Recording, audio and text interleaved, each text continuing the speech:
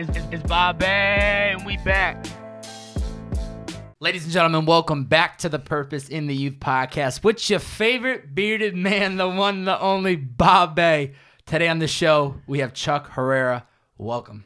Thank you very much. Thank you. Very kind of you, man. My man, I'm really eager to try this cup of coffee that is just sitting in front of my face, ice cold, freshly brewed. I'm a big coffee drinker myself. Good. And this is yours. Yeah. Talk to me about what this coffee is. I made you wait, so I feel like because I made you wait, get a sip first, and then we'll chat about it. First off, the smell of it is amazing. Oh man. So let me just say this: I've always been like one of those people that coffee's coffee to me, Right. but I can taste the quality in that. Okay. That is high quality. Good.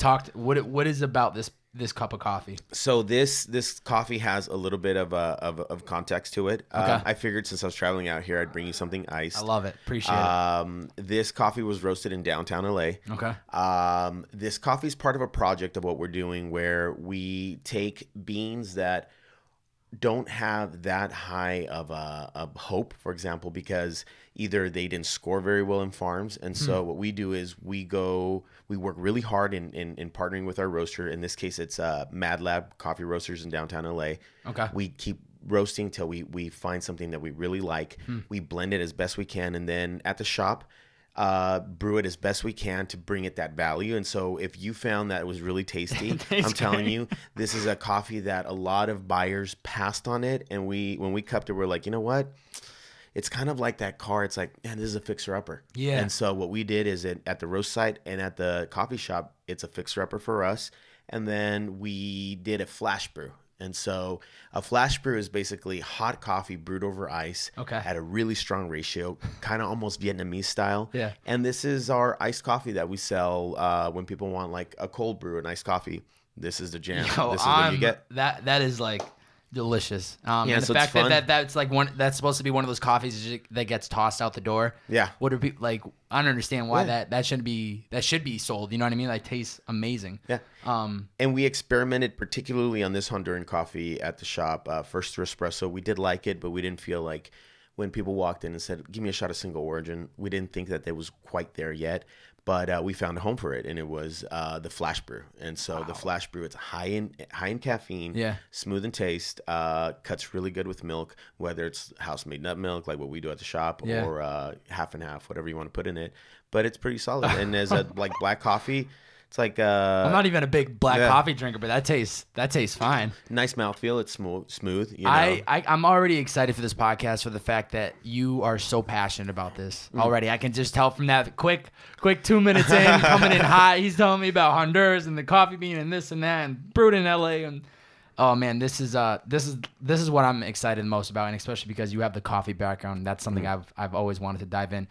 Who is, to get us kind of started off, who is Chuck Herrera today and how young is he?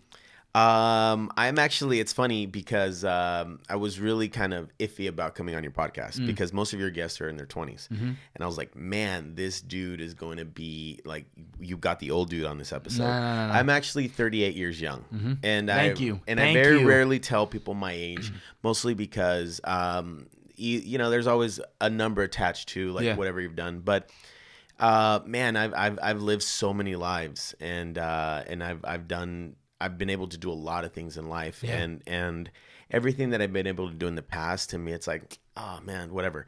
I think it all kind of got me to where I'm at today. 100%. And so, yeah. And you know what the thing is I knew reaching out to you that you were not in your 20s. I knew that for a fact. I didn't know the specific, but I could put a lot of things together just by putting in your name in Google and looking around. Yeah. And to me, it's not always, you know, a majority of these people have been in their 20s, and there have been a good handful of people that are in their 30s. But I also like the idea that you've had more time to play this game of life. Right. So there's a completely different type of knowledge that can be brought to the table. Oh, yeah. So I appreciate you for sharing on something that you don't normally talk about. You grew up in the beautiful land of LA. Yeah, well, I was born in LA. Born in East LA, so I'm very much a native and a local. My folks moved to the Inland Empire, which is when I was driving up here, I was like, man, it reminded me of my upbringing.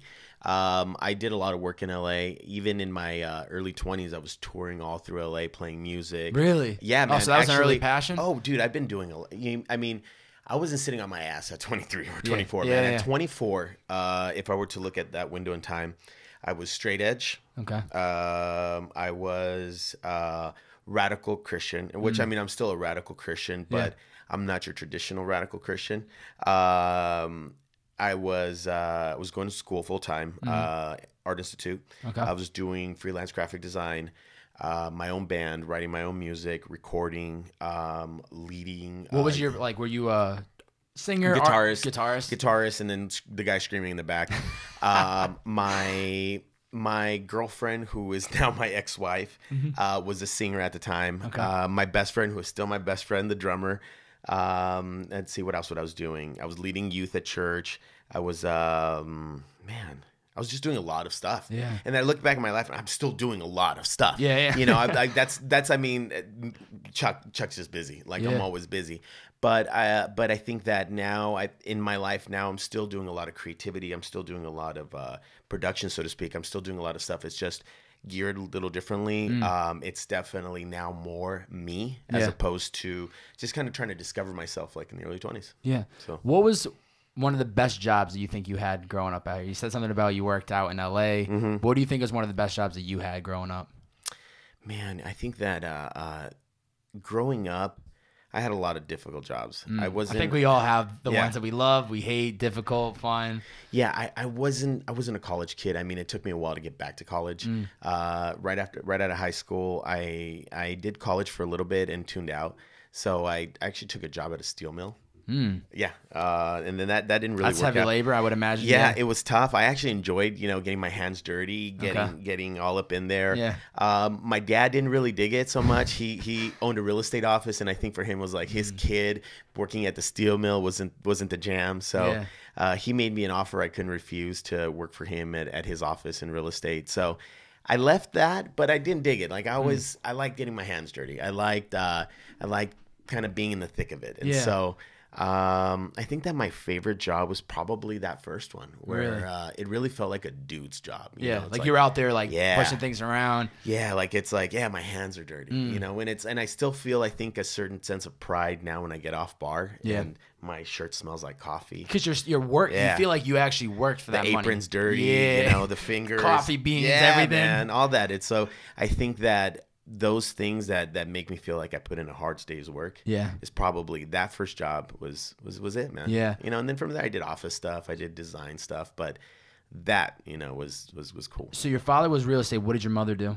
Real estate as well. Real estate, okay. And but they're also pastors. So business by day as I was growing up, and then they had a church, and they still have their church actually. Is that all the time? If you're a pastor, is that every day of the week or? Oh God, yeah. Yeah, that's fully all. Yeah, my dad. It's funny. Me and my dad are getting to this relationship where he's dad and I'm son. But yeah, for all my upbringing, it was just I had a pastor. That's it. I had a pastor. Any brothers or sisters? Yeah, younger sister. She's a year and a half younger. Oh, okay. So were you showing her the ropes growing up? Or? No. If anything, she was showing me the ropes. She's my oldest. She's my big sister in life and everything. I mean, if you think I'm high functioning, I mean, she's about to do her dissertation. She's getting her doctorate in psychology. Oh, wow. Yeah, she's passionate. She's trying to go back to Africa to back to Africa. Yeah. We both have a couple trips to Africa under our belt, which is, it's funny because actually our trips to Africa painted trajectories in our life, where we're at now. She's doing it through as being a doctor.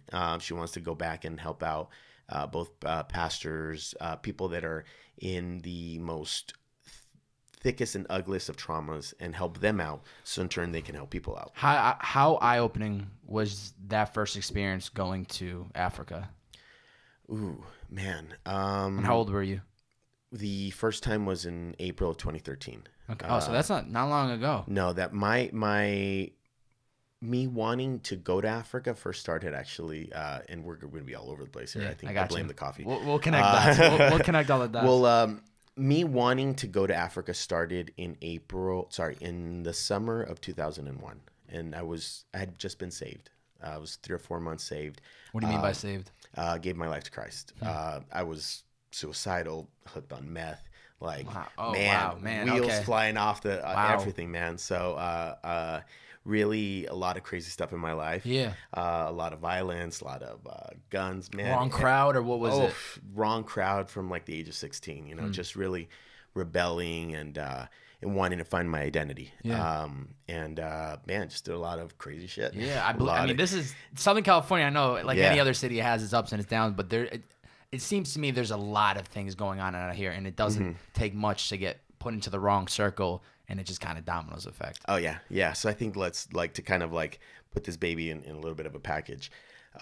Growing up in church, always not really digging it. And it reminds me, if you listen to the last Jay-Z album, 444, he kind of talks about where his upbringing, you know, dad being a minister, but just you see two sides. And my dad's a very different dude now. Now we're buddies, we're homies. But growing up, man, it's tough. You know, it was harder on you just about. Yeah. So by the age of 16, I was done with that. You know, wanting to find my own identity, wanting to, you know, just be tough. Yeah. You know, I was bullied a lot growing up. I was a fat kid growing up.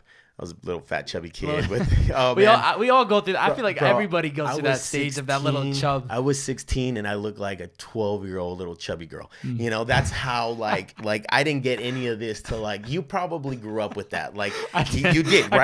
I came out the womb with this. So you were the dude that had like BO at age 9, like hairy nuts at like age 8, like all that. Yes. Yeah, I was the opposite. Okay. I was a chubby kid on Sandlot. Man boobs, like, bro, I'm leaning forward just so that I don't get like this and remember, shit, that's right. No. Man boobs growing up, like, I didn't even have a real girlfriend until I was 18. No confidence. And so, you know, 16, 17, I was just this big, tough, baby-faced kid that played football.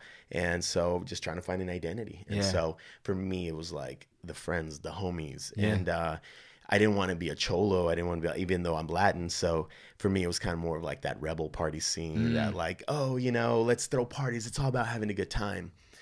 When I look back, you know, and this is like, you know, 20 years later. Yeah. You know, come on. It's just a number, right? It's just a number. But it was really seeking sense of community. If I can see like why I got into that lifestyle. Being young, you know, I got involved in the wrong crowds, wrong drugs, in and out of jail, violence, man, just a lot of the sad shit in life. Yeah. And at age 21, I was actually about to go to jail. What was it for? I got pulled over. Man, I'm telling the story. You don't want it, dude. You can jump right around it. Yeah, no, we're telling the story. So, age 21, I was basically dealing drugs. And I had this guy that would buy a substantial amount of drugs from me up north. So I'm driving out there Saturday morning. North as in like Sacramento? Sacramento area. Damn, we're talking. So I was in Monterey area. And I got a couple ounces of meth on me. And me and my buddy are smoking weed. We had been doing meth all night. So we're up all night. We're just on a roller coaster. And cop pulls me over because I ran a stop. Runs my driver's license, and I have an arrest warrant because I had been arrested 6 months previously for receiving stolen property. What had happened was receiving stolen property. Yeah, okay. My roommate stole a car for his girlfriend, take some parts, and because I was in the lease, we both go to jail, and I pled guilty. Stupid. I just wanted to get out of jail, and so I didn't follow up with it. You know, I was being an idiot, and I didn't realize that I had pled guilty to a felony. And so I just ignored it, thinking it would go away. Well, that shit doesn't go away. It doesn't go away. So I have a felony arrest warrant for about $50,000. And so the cop's like, dude, I can't let you go, man. And he's being really kind. And so I'm going to have to take you in. But look, once you get down to your county, you'll get it all sorted out. So I get handcuffed, and I'm in the back of this cop car. And you have the drugs on you? Not on me. In the hidden in the car. And I'm just like, holy shit, I'm going to jail. Like, I'm straight out going to jail for trafficking narcotics. And so this, like, growing up in church and all these things in life. And like, this is one moment where I'm like, well, I guess I'm going to jail. God, go with me. Yeah. Like, that's it. Yeah. And cop comes back out and says, look, I'm going to let your friend take the car. I don't want to make this a big deal. And look, I found your weed pipe. I'm just gonna throw it away. I don't want this to be worse on you. I'm just shocked. I'm like, okay. Yeah. Okay. Sounds good. Yeah. Forward. So he takes me down to the jail cell. This jail cell is like this little like podunk town, like single cell. And I'm just sitting there and I'm like, holy fuck. I'm not going to jail for that. Like, and at that moment it was like, I was like, God, I don't know what I've been running from, but my life just doesn't belong to me anymore. I'm sorry. So this was a wake-up call. Yeah. For sure, man. Then from there, it was like, man, I was all hopped up on drugs, and I just laid there and I slept, and I actually slept, and I hadn't slept in like that good in such a long time.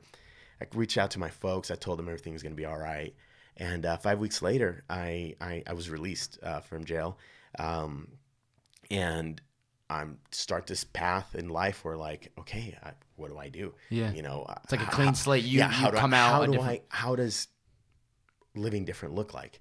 Because for the last 4 or 5 years of my life, I had surrounded myself with violence, drugs, the wrong girls, the wrong friends.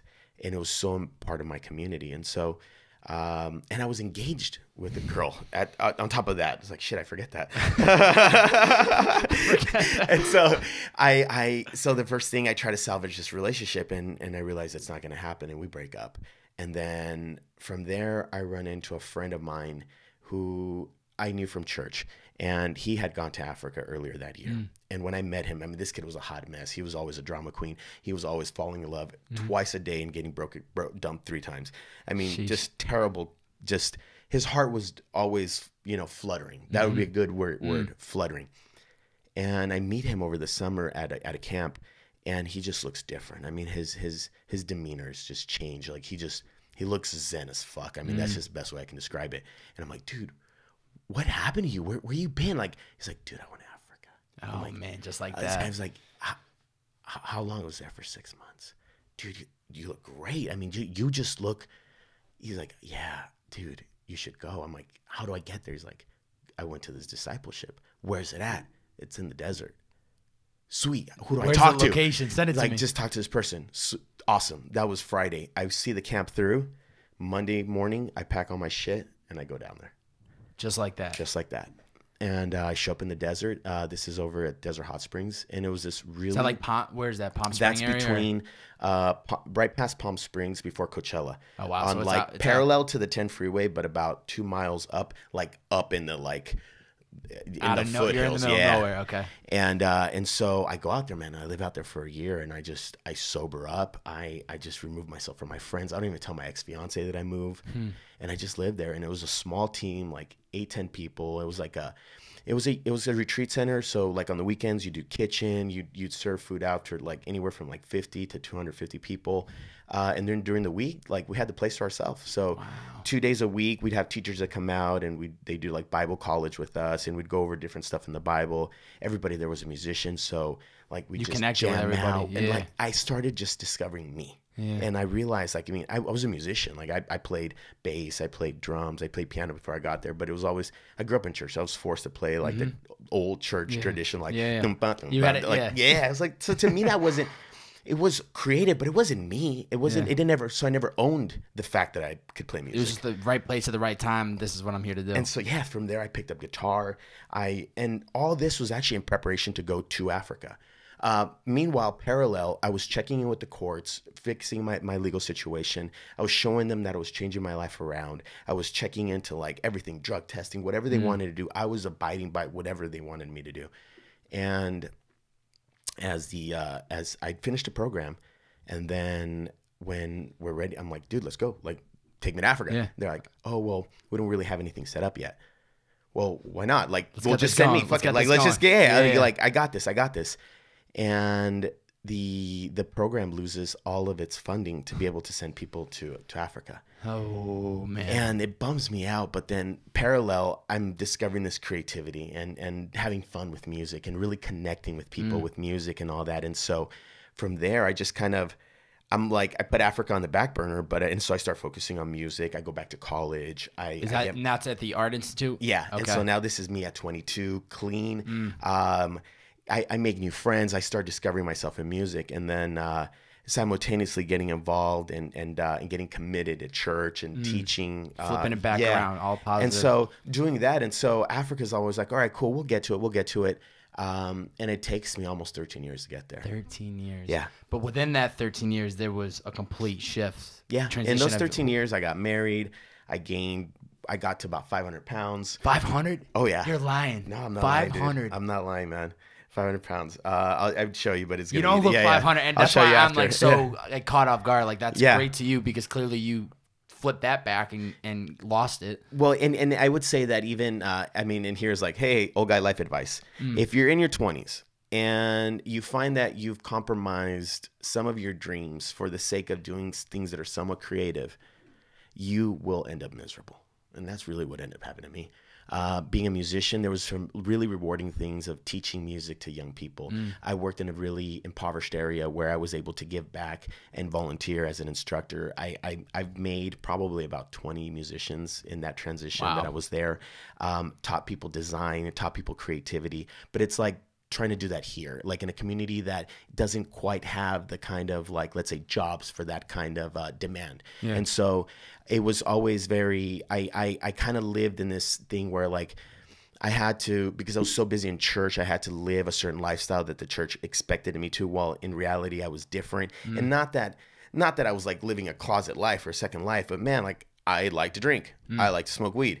I like to cuss. I mean, I like to keep it real. And so I was in a community where I was expected to live a certain way because of leadership, and that ended up eating me up inside.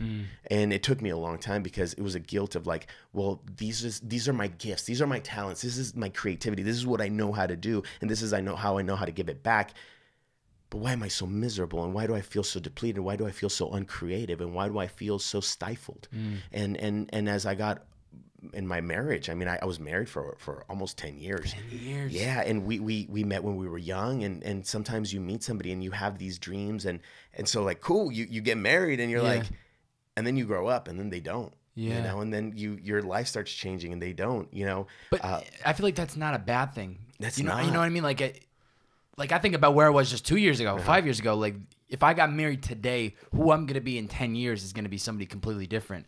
So, I mean, if people are able to, you know, last those marriages, hats off. But I look at divorce and splits much differently than I did 3 years ago, because I understand that as years go by, we evolve and we grow into completely different people. That person you fell in love with in the beginning, it's probably not going to be that same person. And maybe you guys evolved the same way over that time, but who's to say that you guys definitely are? Yeah.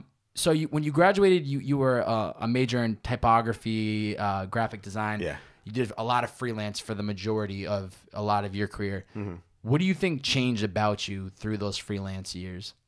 I think that's where I started losing the love for design, when I started taking on a lot of clients that I wasn't too crazy about the design. You're doing the work that you actually wasn't passionate about. You liked the work, but you didn't like what it was, the purpose for it. The purpose behind it, and at the end of, I become a person where for me it's intention. Like you asked me about that cup of coffee, I can tell you the intention behind it. Yeah. And for me, it breaks my heart. Like if we're gonna work on something and the intention isn't there, the intention isn't sought out, and I found that that exhausted me in creativity. Yeah. That exhausted me in music. Yeah. That exhausted me in the environment that I was doing those things. Yeah. And so my divorce was actually the catalyst that made me move to coffee. Really? Yeah. In 2013, I went to Kenya, and in 2013, I went to Africa 2 times. In that year, I was able to raise about $30,000 for support to take this to these 2 countries. And I saw how much that was needed, and I saw how useful that was, but I also saw how quickly that help dissipated. It didn't create sustainability, and I know that word is overused, but it didn't create a at least a step towards a direction to be able to create a sustainable livelihood for anybody that we were bringing the support. There is one place in Nigeria that, as we were starting to bring support, we started investing in the women in that community. And it's kind of understanding the politics in these countries, understanding what's going on in these areas, and how to really intentionally be able to bring support the right way. And it broke my heart two things that happened in Kenya. One is that while we were in the biggest slum that's in that country, and the second biggest slum in the world, the help that we were able to bring to those orphans was so temporary that what we can do in a long stem would take forever.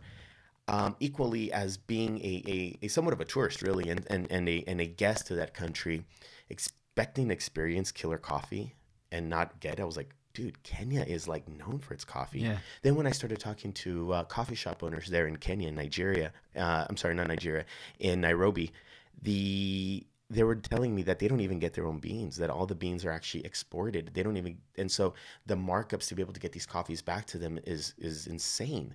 And because that's where a lot of the beans come from, right? Like that. Then I went to Colombia and the exact same thing. And so it's like there's something missing here. And so the thing is that for us as American consumers, for coffee, we consume this so much. We get it's this a drug to a lot of us. And I drink it twice a day. And this cup of coffee, for example, this cup of coffee was grown in Honduras, was roasted in downtown LA, brewed in West LA.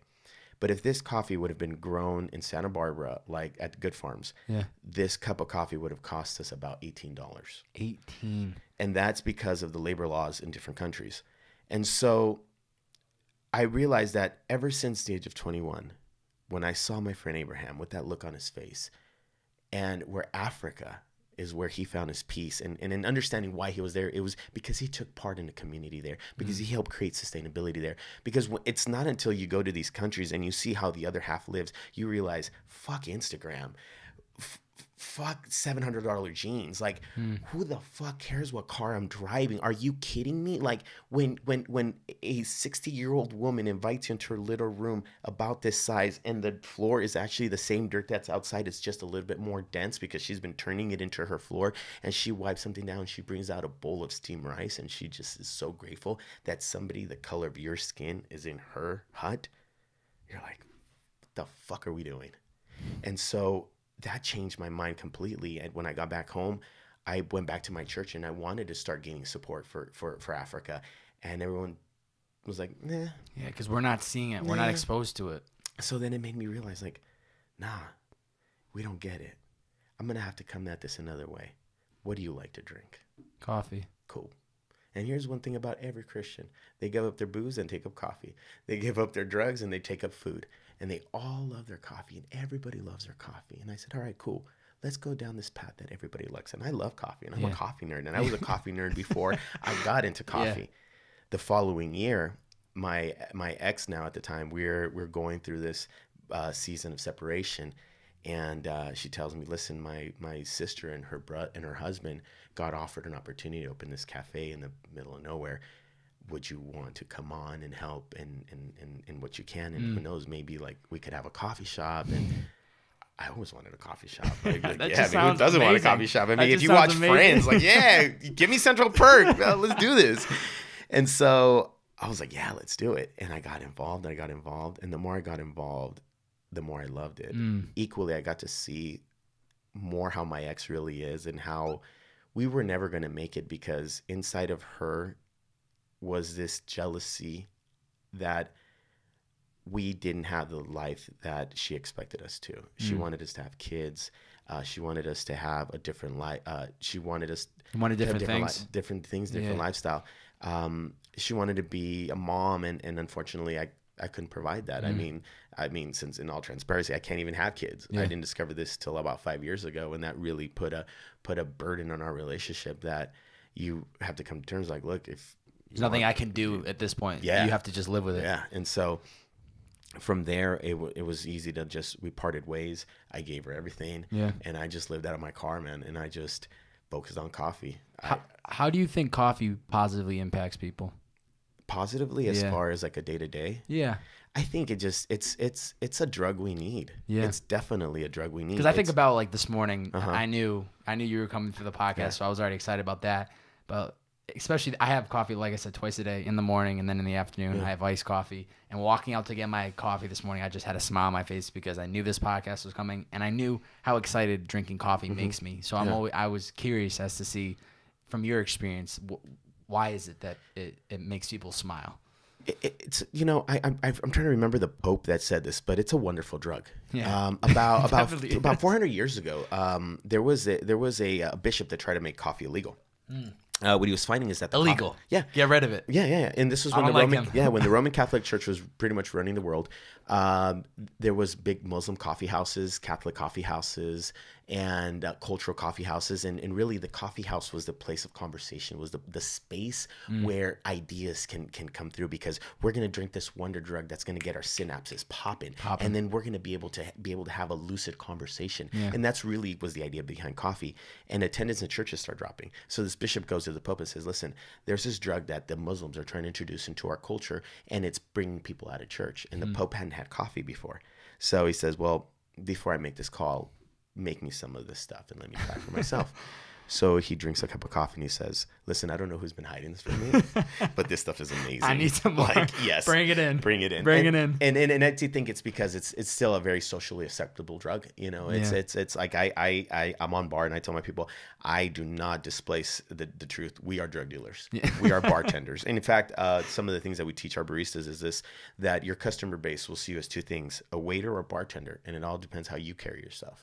And then how you carry yourself will depend on what you say in that tip jar. And so everybody, even if it's just a cup of coffee, wants an experience, wants a positive experience. Yeah. And why not offer that if we can? If we have this one thing you need, I got that one thing you need. Yeah. Man, you could be a dick. I'll give you decaf. Yeah. You know, like I got that one thing you need. And so let's do it right. And it's that one thing that will change somebody's day. Yeah, which totally. It set them for the day. They're in the middle of their, it sets a tone. They could be in the middle of their day and it kind of gives them back that energy that they need. Yeah. You really can really change somebody.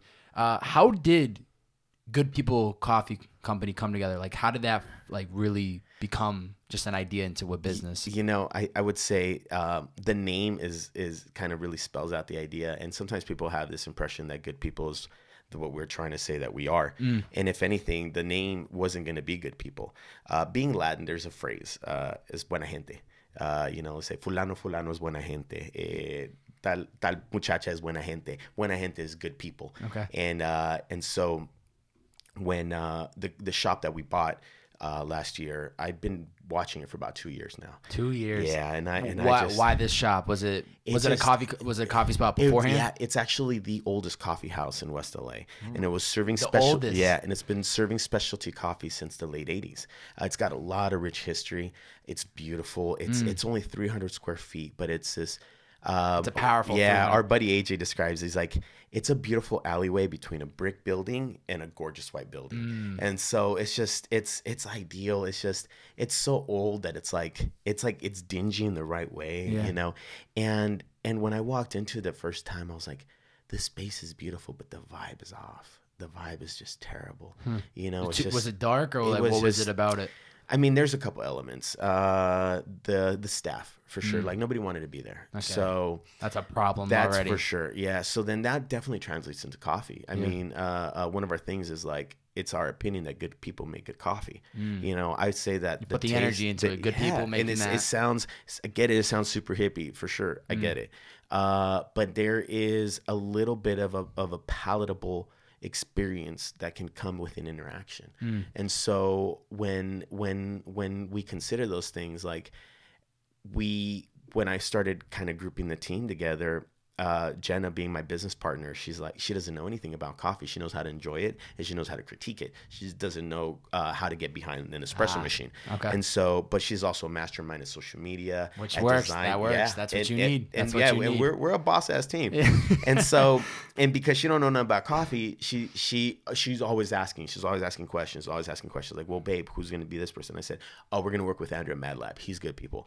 And whose house is going to work on bar with you? I'm like, my buddy Tyler. He's good people. Yeah. What about such and so? We're going to work with them. They're good people. And so my reference, basically to give somebody the pass is they're good people. And so she's like, babe, you know, we should just call the shop Good People. And so she ended up naming it. And for me, it is a reminder that we only want to partner with good people that we can actually work with, that we can grow together, that we can critique on each other in a positive way, and really it's a kind of like, and believe it or not, in coffee it happens, but it's a non-flex relationship where we're really just like looking out for the best and being able to put out the best product, because I know you care about your name and your brand, but most importantly, I care about your vision. And so in doing that, we will only work with people that were like, all right, you are cool. Like, because you're putting your name next to that. So if it's not something that you truly back, it's like, what are you doing? You're throwing yourself out there, and if that fails or whatever they're doing isn't true to the brand of good people, then it's like, this is a complete disruption. Oh yeah, and I mean, and it's funny, but in this short amount of time, we've for sure developed a reputation within the coffee community that at our spot you will get killer coffee. Yeah, you know, and that for us is like, yeah. I saw a caption. It said, it was actually a picture of your guys' menu, and it said, a menu isn't about just a list of things. It's about finding something you'll love. How do you make sure that when customers walk in, they find that thing that they love? It becomes understanding the ingredient of coffee, not just trying to rewrite the Starbucks model. And believe it or not, I would say 80% of the specialty coffee scene is actually very much guilty of that. From just Alfred, replicating. From Alfred all the way to Stumptown, they have cheaply found a way to get you to ignore Starbucks, but not really. And so try to kind of marry the two menus, when understanding that coffee is just an ingredient. And so we remove that kind of experience and turn it into a mixology experience. And so we're all diverse in the products that we make. We know what sweets work with our coffees. We know what milks work with our coffees. And so from there, I know the combination. And so from there, it's just dialing you in. And oftentimes most people don't get this right because they don't want to engage you. And if I have a menu that just has a word like dirty fluffy, it's going to force you to ask me, what is a dirty fluffy? Yeah, what's this about? And so like, cool, like, do you like chocolate? I do.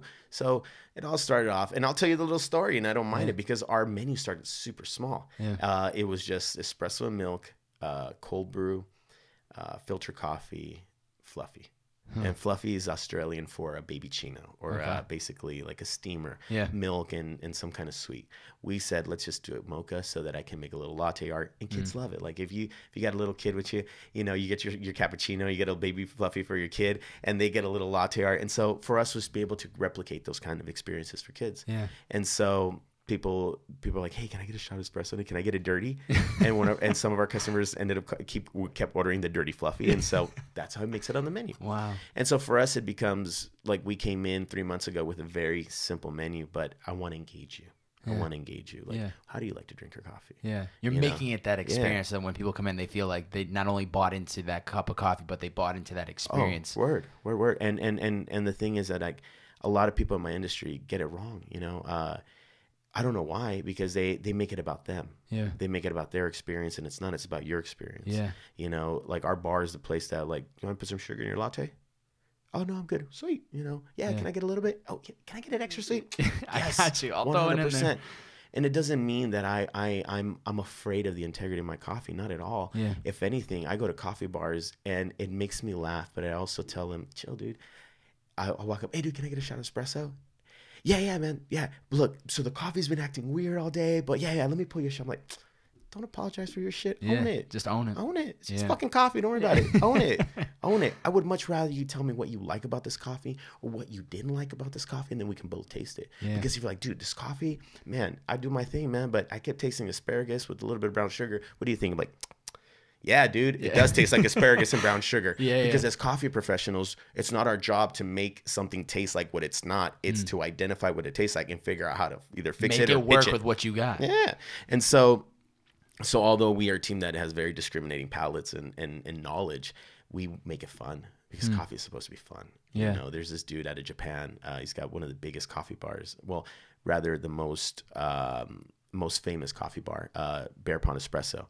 And he says, coffee is sexy, and it should be sexy. And if it's not sexy, then what are you doing? What are you doing? What are you doing? You missed an opportunity. Yeah. And so for us, that's like our by any means necessary, because if I get you hooked on my cup of coffee, then you become a regular. Yeah. Then when you start gaining my trust, and I start getting your trust, and I start sharing you my vision, And I start telling you, so this coffee in Honduras, this family, let me tell you about them. You see that picture? Like, yeah, who is that? So these kids actually picked up cherries. Yeah. So here's what we're trying to do. We're trying to see if we can raise the coffee price just a little bit because we want to send proceeds to these people. What do you think, man? Word, I can get on board. I can do that. You're okay with 25 cents more? Yeah, sweet. Because you gained my trust. Yeah. Because why? Because the hospitality drew you in, but the vision will commit you to us. Yeah. We're going to fuck up one day. I'm going to give you a bad shot of espresso. But if you realize that there's a much bigger vision, that Africa was what got this 21-year-old kid off of drugs. Yeah. That made me question so many things, made me shed myself from so much bullshit and say, at the end of the day, it comes down to offering this commodity. And through this commodity, I can get people to embrace a vision. Yeah. And this vision is going to improve a community on the other side of the world that this community has never met, that community has never met.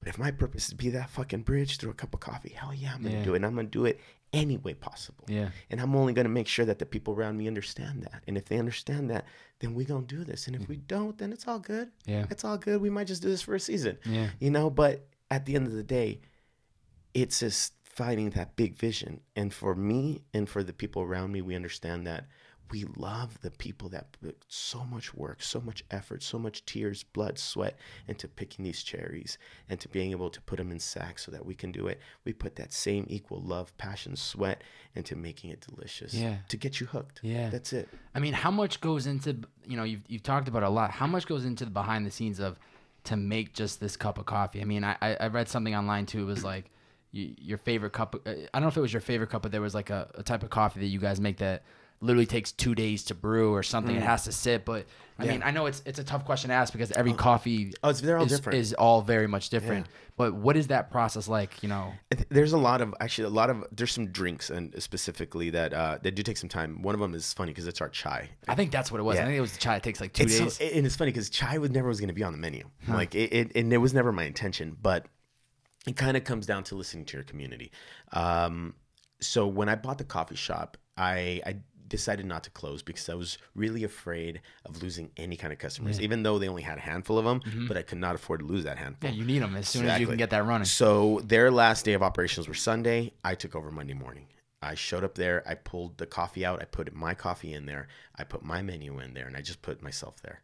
Wow. And I talk just, about hey, just firing up the engine. Hey, how's it going? My name's So there Chuck. wasn't a miss a beat. Nothing. Cleaning at night, painting late at night, doing all the remodeling and fixing late at night. We only had just enough money to buy the lease and everything in there.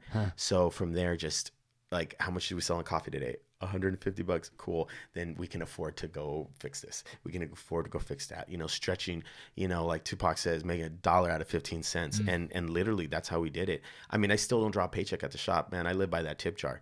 But every little thing, like being intentional about how we were going to spend the money or how we were going to invest. So this lady comes in and she orders a chai latte, and I'm like, oh, I don't have chai. And she's like, actually, it's in that bucket. And she points at one of these things. And so I was like, oh shit. So I look at it and I see that it's this powdered chai from Smart & Final. It's disgusting. Okay. And I'm quickly like trying to read how to put it together. And it's like 3 scoops. And I was like, wait, 3 scoops in this milk? And I'm like, it's awful, dude. That's not how you're supposed to make a chai. No. Well, based on those ingredients, yes. Okay. But this is like saying Folgers is I'm selling you Folgers at like specialty coffee price. Okay. And so I'm looking at this and this is disgusting. And she's like, oh, do you think you guys are still going to carry chai? And I'm looking at this package. I literally said to them, like, not if it's this bullshit. And I'm like, oh, I'm sorry. Like, not if it's this bullshit. Like, and so she's like, oh, okay. And so she's like, well, she's introduced herself and she says her name's Jackie. Now, Jackie's my mom's name. Okay. Jackie's my sister's name. Jackie's one of my best friends' name. So the minute she says Jackie, you're like, it had to be. It had to be. And so when she says her name's Jackie and that the only reason she ever comes in there is for the chais, I start getting online and I start reading I start looking for an organic loose leaf tea. I'm like, all right, let me start that way. And so I don't know if this statement's going to make sense, but we have kind of a rule on bar that if we're going to introduce a beverage, it has to pass 3 laws. Or rather 3 rules. First rule is, can we source it in a good way? 2, does it meet a price point? 3, can we incorporate it in bar flow? What does bar flow mean? Bar flow means that if you ordered an Americano, a latte, and a chai Can we add this in? Can we incorporate this with me having to break off, brew some chai, come back, maybe over brew it or under brew it? It has to have the same quality as that latte and that Americano. So this presents a challenge for us. But the cool thing is that when something breaks to the menu, it's very easy to integrate and to train somebody to do it. And so. And because Tyler and I are seasoned baristas and we've worked on many bars, like our bar is probably the most functional and easy to work on in LA because it's designed by two professionals. Yeah. And so our bar is literally a drawing board. We change things that will always improve. Like, oh yeah. And we test it time and time again where we can easily plug people in. Yeah. And so, but anyways, back to the chai.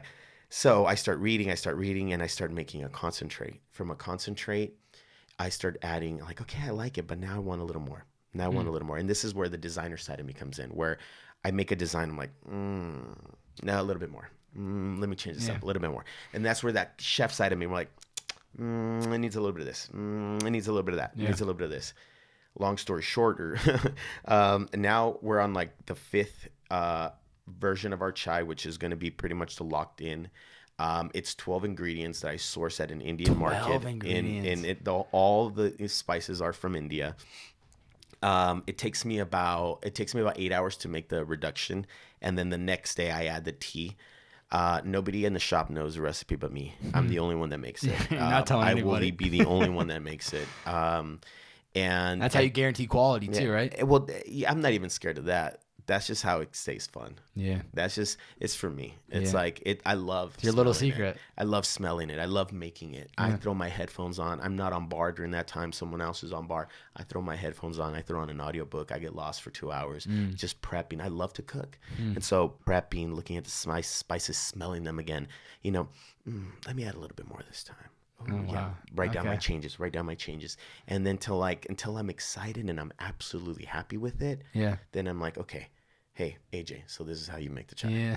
And then from there, and then I'll tell them, if you want to play with something, these are the margins. If you add a little bit more of this is what happens. If you add a little bit more of that, that's what happens. So that I want to give you the freedom of playing with it, but I'll also tell you the parameters of what happens with you do, because I always tell everyone on my staff, if I ask you to do something, you best believe I've done it 100 times, and I know how long it takes to get there, and I know how long it takes to get back. So I'm not the business owner that sits from behind a desk. It's such a process, man. I'm so just blown away because I, growing up, just went to the typical out on the East Coast is Dunkin' Donuts, hot coffee. Ice cold. It was a big deal when they got cold brew. Yeah. And you're not used to just hearing about all these different specialties and really the process that goes into it and the passion behind it, that it's not just, you're not just throwing it in the coffee machine and it's just getting spit out. There's a lot that's going on behind the scenes to get to that final cup. And I appreciate it more. And it's not even, I'm not even like I don't even drink specialty. I really just like cold or iced coffee or cold brew, I should say. Cold brew is like my thing. But just hearing about it makes me appreciate it more. Is there something that you are like working towards for the coffee company? Like, do you want good people? Is there like a step forward you want to happen in the next couple of years? Whether it's expansion, whether it like what's on your mind right now? Oh man, I got like 4 drawing boards going along. Wow. And just so you see like where I'm at right now. So this month I'm getting married. Wow, congratulations! Thank you. I'm super excited about that. Yeah. I mean, like Jenna's amazing. Yeah. She is just as pivotal in the success of both the shop and in my life, because she knows how to keep me balanced. Yeah. Which is very, very important. Balance. Yeah, she's a high functioning creative too, and so she understands me and knows how to support me, and that's to me like the most important thing I can have. Yeah.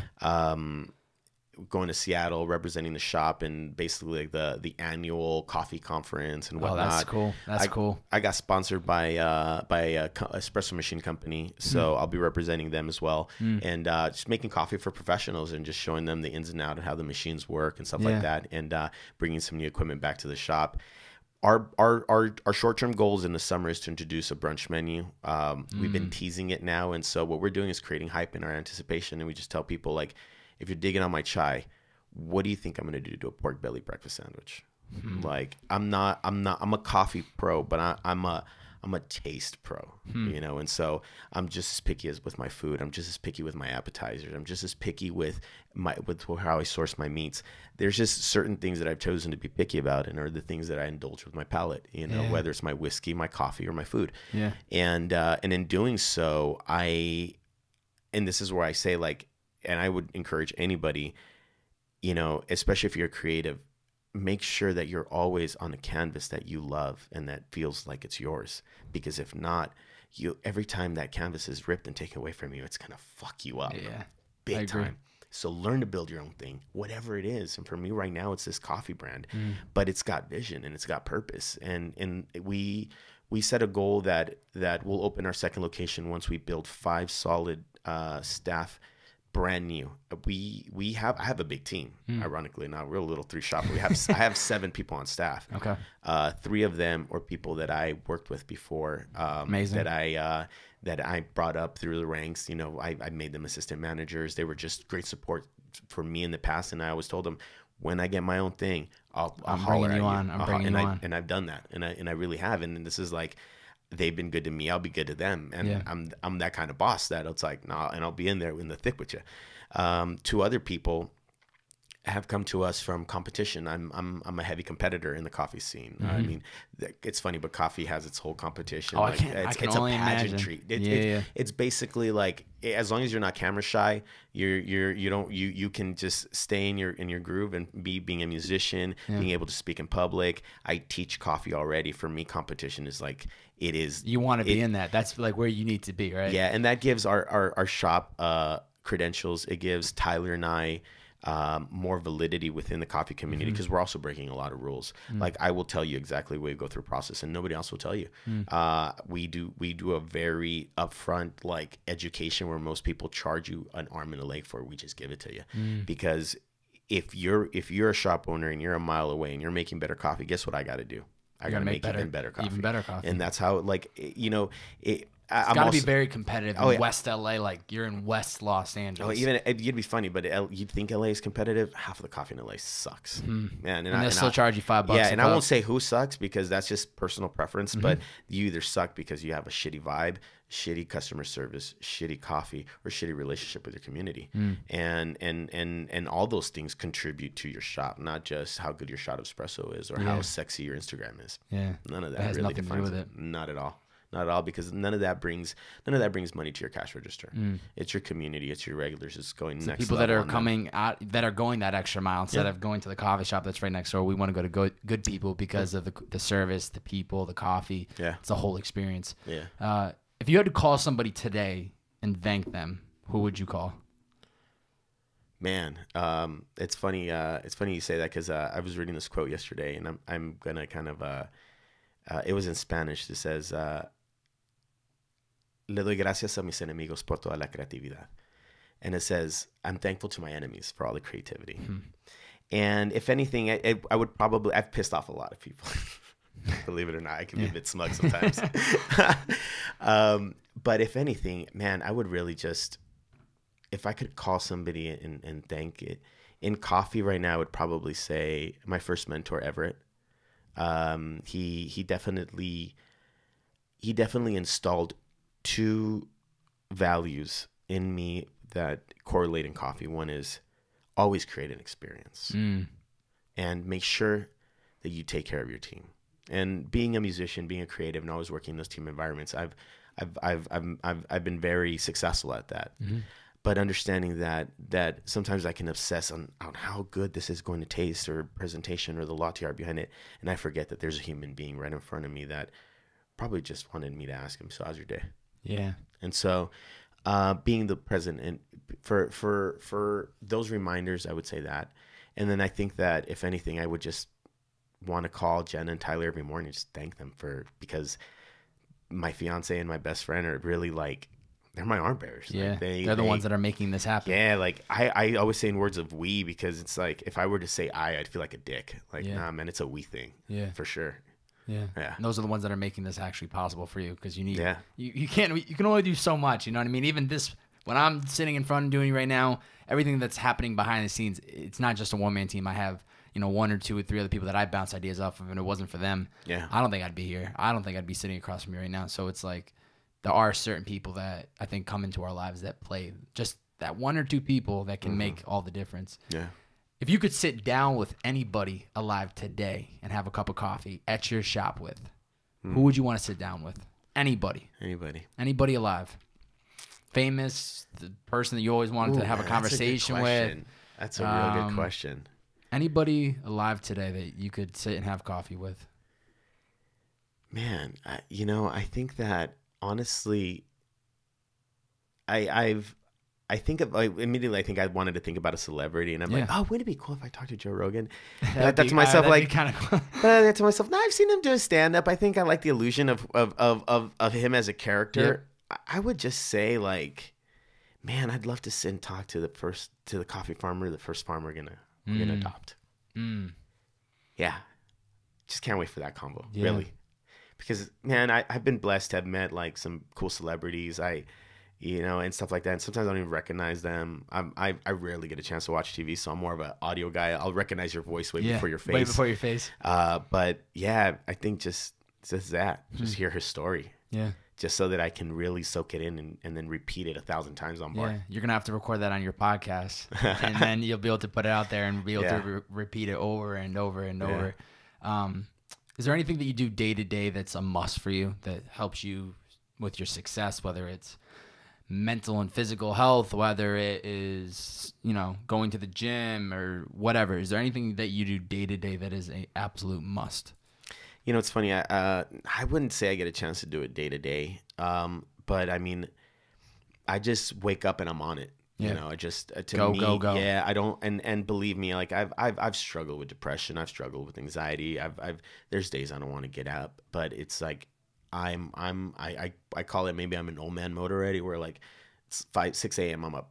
Like it is what it is. And so I think that every day I just wake up ready to face that day. Yeah. It's maybe it had to be a mindset that now it's like I'm on autopilot. Maybe it's a mindset I've developed over the last 10 years where I took myself from becoming a victim to becoming just, I'm going to just change my mindset. And so this led to losing weight. This led to really looking to being where I'm at today. Yeah. So I think that if I could tell you that the things that I started doing, I would say always putting myself in sports that caused me to really challenge myself. I cycle and I do jujitsu, and I love it because cycling kicks my ass. It's like those long miles where I just get to think to myself. Oh really. Yeah, that's a meditation in itself. Yeah. You're just going. So it's like I'm high functioning, dude. Like I need to have both hands on handlebars, going 20 miles an hour down the street to actually, let's meditate for a little bit. This is when I'm gonna do it. Yeah. And then for me, like jujitsu is like, I love being a white belt. I love getting my ass. What's that? Is that a step below black or? Oh, that's the first. I love it. And I've been doing it. You're proud of it. For sure, man. And I've been doing it for some years now. But I love doing it. I love getting beat up. I love having that moment where it like you learn some stuff. You learn about yourself. You learn how to chill. You let out that energy and that aggression, because I have a lot of energy and it can turn into a competitive aggression. It can come out the wrong way. And so I'm around so many people that I always got to give them the best of me. If I don't, then I don't want to lose them. Yeah. And so the ways I can do it is just find my outlets. So I'm really good at finding my outlets. If I need some private time, like you'll find it. You'll make it happen for yourself. I'll see you guys. I'm gonna go smoke some weed. I'll be back. I'll be back in an hour. Like you got to take care of yourself. I'm just really mindful of my immediate feelings and just kind of do that. But other than that, lets me be the best I can when I need to be. Turn it on when I need to be. Just knowing that you're on it when you need to be. Yeah. What do you think Chuck's purpose is? Man, I would hope just to get people to be a little bit more honest and feel more comfortable being honest. We all fuck up. We all make mistakes. It's not about being perfect. It's about owning up to each and all of our mistakes. And I think to get people to consider intentionality. I think that sometimes we set ourselves maybe a timeline. Okay, if in 2 years, 5 years, dude, 40. what's Bobby going to look like in 40 years? Yeah. You know, what are you doing to get to those 40? And it's not about your stocks and your IRAs and where's your 401k at? Ah, fuck all that. Yeah. It's like, what are you doing today that's going to leave a legacy?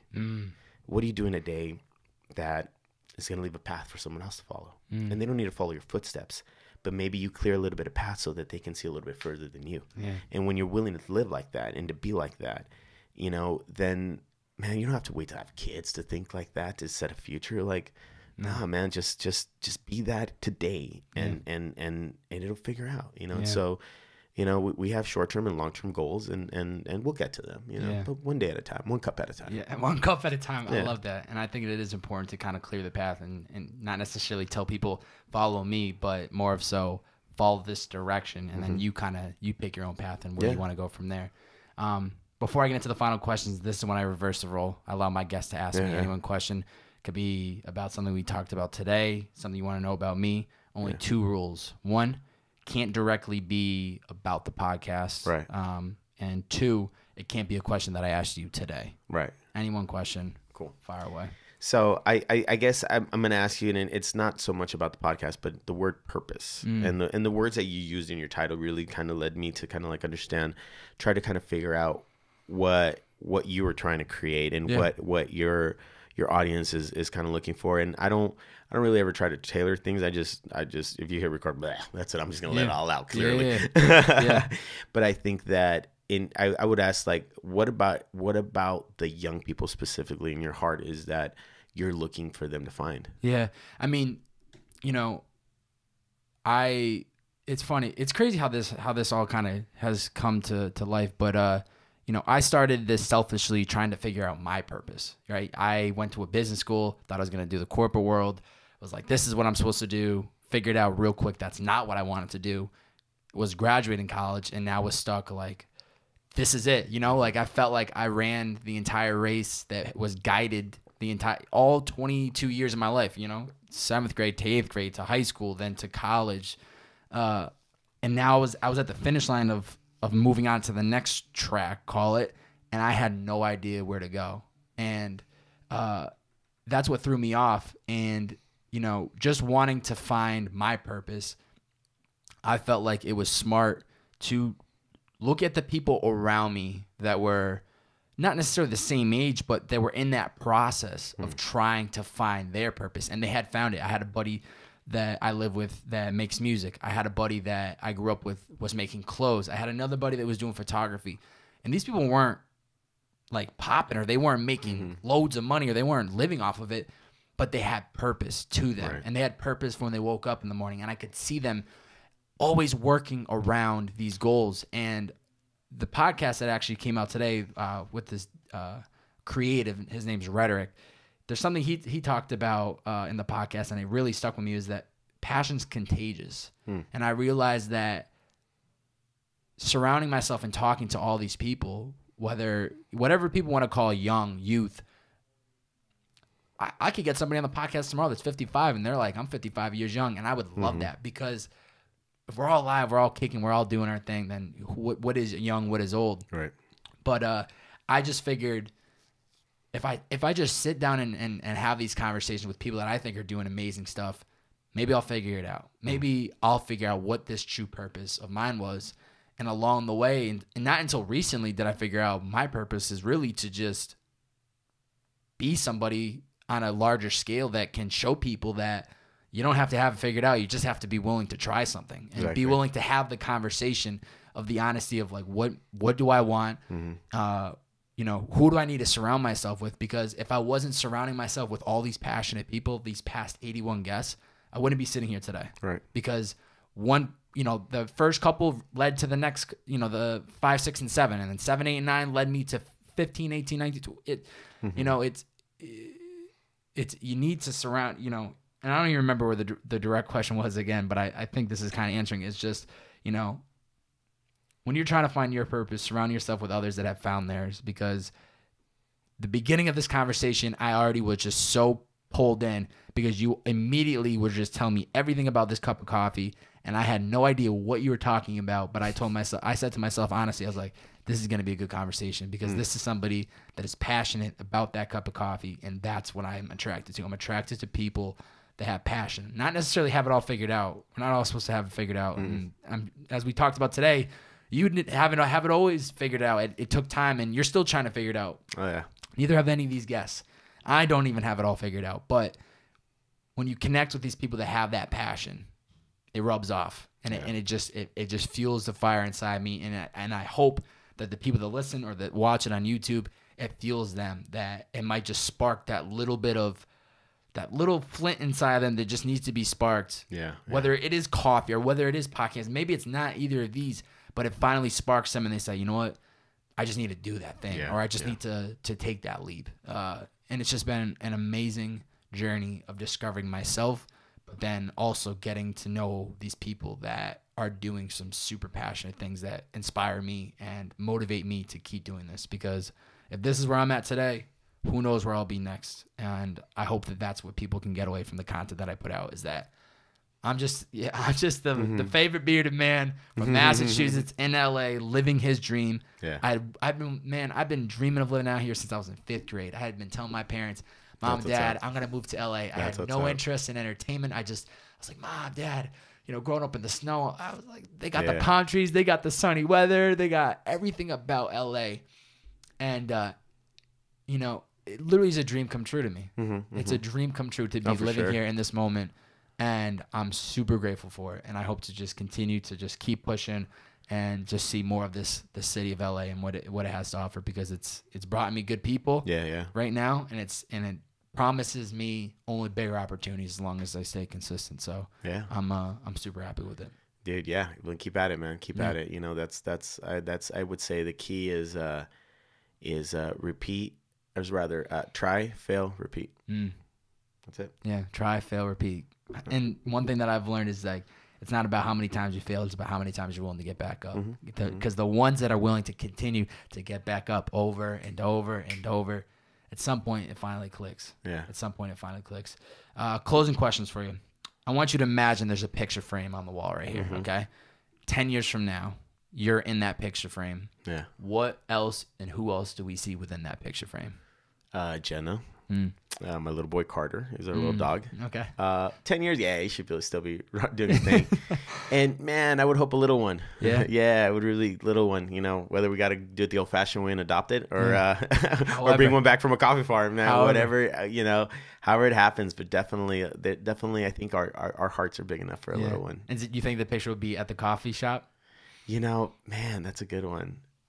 It doesn't matter. It doesn't matter. Yeah. It just doesn't matter. Yeah. And I think that's good because you're not so like, it has to be at the coffee shop. We're going to be. Yeah, nah, wherever it takes you. Yeah, man. The ride's been this good so far. Yeah. Man. Yeah. Where can people find you and the coffee shop? Plug you on social media, and then also if they can find the coffee shop on social media and where they can actually find it if they live in LA or if they're visiting sometime soon.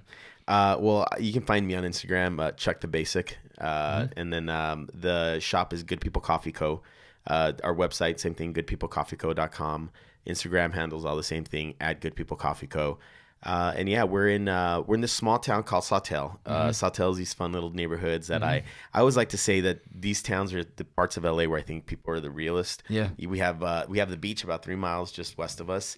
So Santa Monica is like the big town, and then Century City, Westwood is the other big town. So we have UCLA about 1.5 miles. So it's a really dense population. It's great ramen, great sushi, killer little coffee joint, good people from what I hear.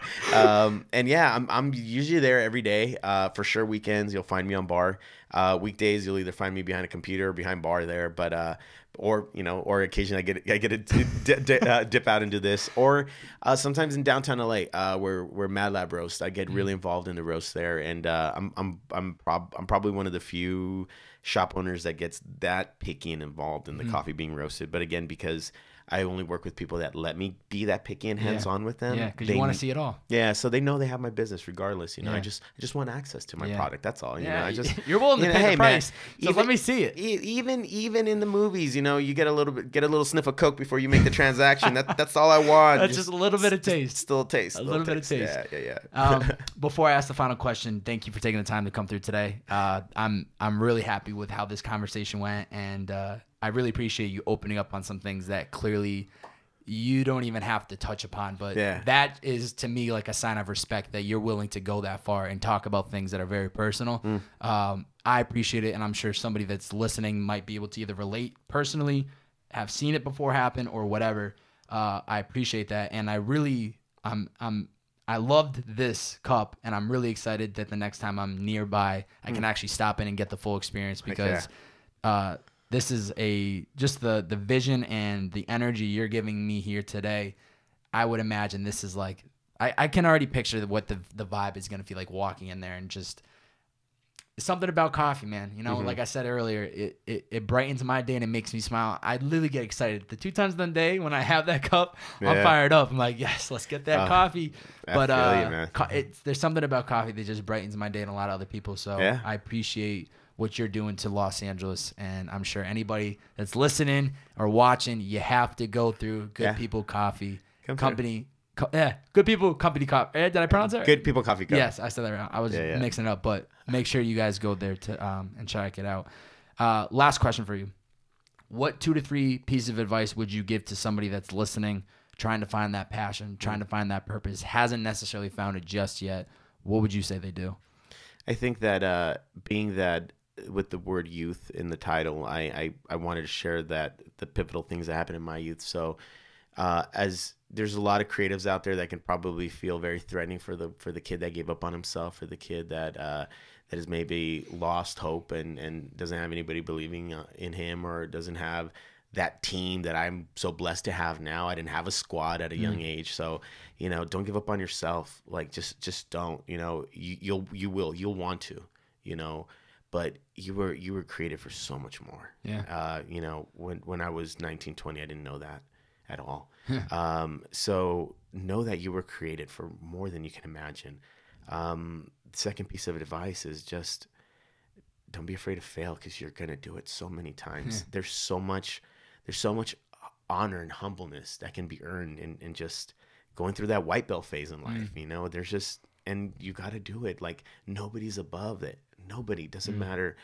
No money in the bank, no credit score, no zip code is going to make you above having to learn the hard way. And then lastly, just always stay true to your art. Always stay true to your art, whatever your art is. You know, art isn't just paintings or colors or stuff like that. It's your expression, and always stay true to it. You know, you can't go wrong if you do.